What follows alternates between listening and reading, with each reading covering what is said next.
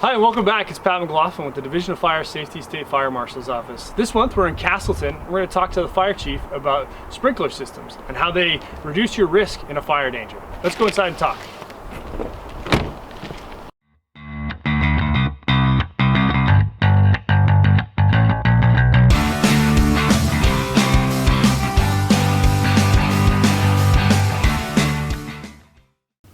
Welcome to the second installment here of the Division of Fire Safety's YouTube channel. We're progressing through the fire safety calendar, and this month we find ourselves in Castleton with Chief Goyette here. We're going to talk about some stuff about sprinklers. Before we get started, let's talk about Castleton's history. When did Castleton start with fire department start?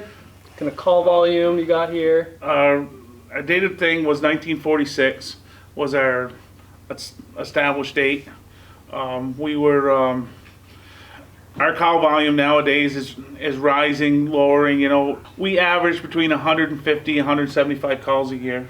History of Castleton, you know, we have a lake here in town. It's one of our big attractions. The slate industry is big in this area.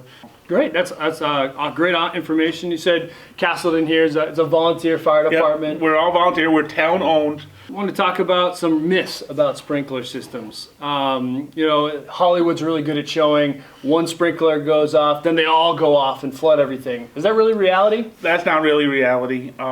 It takes a heat source to open the sprinkler system, something to break it. You know, there's like a little thermocoupler in there that activates the system to make where the seat of the fire is. You know, it gets up to a certain temperature, it goes off to help contain the fire in that room. You know, it's not that the whole building's going to be like a waterfall when you walk in the door, like you see on. It's not as seen on TV as they say. You know. So that's the sprinkler system isn't even designed to run that many sprinkler heads. It's not. The water supply isn't there. There exactly. Municipal waters. Most all the units in our town are supplied by municipal water system. We do have 2 standalone units that has a water supply tank, so it's a limited resource in their building with a pump system that if a sprinkler head was to activate, it would supply it. Until we got there, still the sprinkler system's not going to stop the need for the fire department, but it's going to make our job a lot easier when we get there. Right, it's for suppression and containment. Containment, puts that fire back right in the seed where it started. Hopefully keeps it in that one room where it happened, right. And we can go there and just do a little bit of overhaul. Do a little bit of overhaul and be done. Awesome. That's what we really want to get out of. That sprinkler systems are a great tool for fire departments. It gives you that firefighter in your house or your property 24/7 ready to act, and then the fire department supplements that sprinkler system. So can you speak about Adams Hall and an incident that happened in December of 2016 at Castleton University? Yep, we had an alarm activation at Adams Hall at Castleton College. At that time, Adams Hall did not have a sprinkler system in it. The college has retrofitted the building now with one. But daytime call, I was at working, it was snowing that day, so I didn't hurry back to town. But the college did an excellent job. Somebody called and said on the 911, so it was not just through the alarm system, and said, hey, we really got something going. We got there. There was a fire in one of the dorm rooms, in one of the bedrooms. It ended up being a laptop computer in a bean bag, overheated, started a fire in the room. If there would have been a sprinkler system in there, we probably wouldn't even have to charge our hose lines. It would probably have been out when we got there. If a sprinkler would have activated in that room, because we used very little water when we got there. Average response time for us is between 7 and 10 minutes, depending on who's where, who's working where. So the importance of having sprinkler systems in a community that has a volunteer fire department is even greater than somewhere that can have an engine out the door in minutes. Engine out the door, there's somebody sitting there waiting to go. Because a lot of volunteer fire departments are having that problem with recruitment and having people being able to come during the daytime. Retention is a tough. So pushing those sprinkler systems is going to be not only protection for the people, but your own property and things of that nature. So when we're talking about sprinklers, is water damage really worse than fire damage? Or where do we kind of fall which is worse to repair? Sir? A lot of times you go into the biggest things. You hear from the families when you're in a place that, I lost all my pictures. I lost this heirloom or that heirloom. Most pictures can be dried out. That personalized stuff that you can't replace could be dried out and reset. If it gets burnt, gone. There's no rehabilitating that stuff. If you had a catastrophic loss of fire because you didn't have a sprinkler system, compared to if you have a sprinkler system and you lose a trash can and maybe some curtains in that same building, the loss and having to fix a little bit of water damage compared to losing the entire building. Yeah, exactly. There's no comparison. There's no comparison. Do you have any last minute information to share about sprinkler systems? Any success, even with smoke, or even utilizing some of the education you guys do here in town? The education, fire prevention, it's been a big thing here since even I was a kid in school. This fire department's been involved in fire prevention, been going to the school once a year, working with the students, telling them stuff. We had a good success story here this last year with a home that the students did, like you write it down in the book. The fire alarm went off. They made the young boy woke up, went and got his sister up, went and grabbed his dog, out the door, over to their meeting place, called the fire department. We went there. Luckily, it was just a small thing by the stove. It was a super success story that probably would have not worked that way hadn't it been for fire alarms.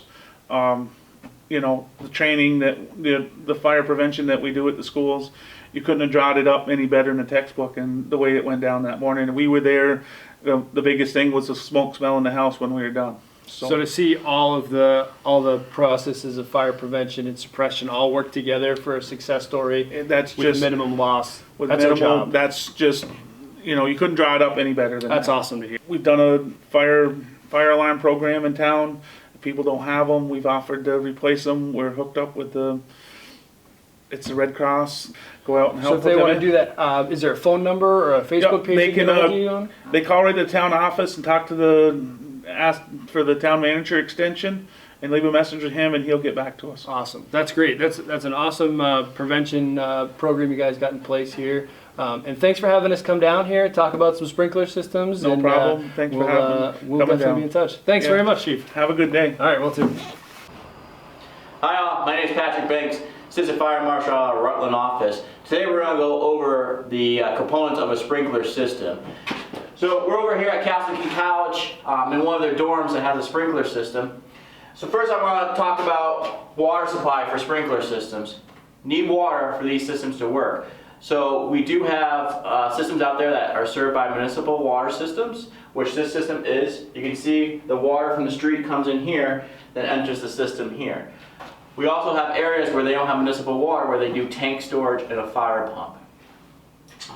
Right here we have control valves that will isolate the sprinkler system to shut it down during an incident. This allows the fire department to go into the area where there was an activation of a sprinkler head and change out those sprinkler heads. So at the control valves we have these posts. They're also known as the O, S, and Y indicators. So if you see a post, that means the control valve is open and there's water in the system. We have here our tamper switches. So nobody can tamper with the system by turning this control valve off. This tamper goes to the fire control panel and will notify the building owner that somebody has turned the sprinkler system off. Right here, we have a flow switch. What happens is, if there was a sprinkler activation down the line in the building, the water is going to start coming from the street and past this flow switch. There's a little paddle in there. When the flow of the water is going by, the paddle rises and the fire alarm system is going to activate, so occupants know to evacuate the building because the sprinkler system went off. Also, it's going to alert the campus safety plus the fire department to respond to a sprinkler activation. The last thing I want to cover is our TQP inspections that all sprinkler systems in public buildings have to do annually.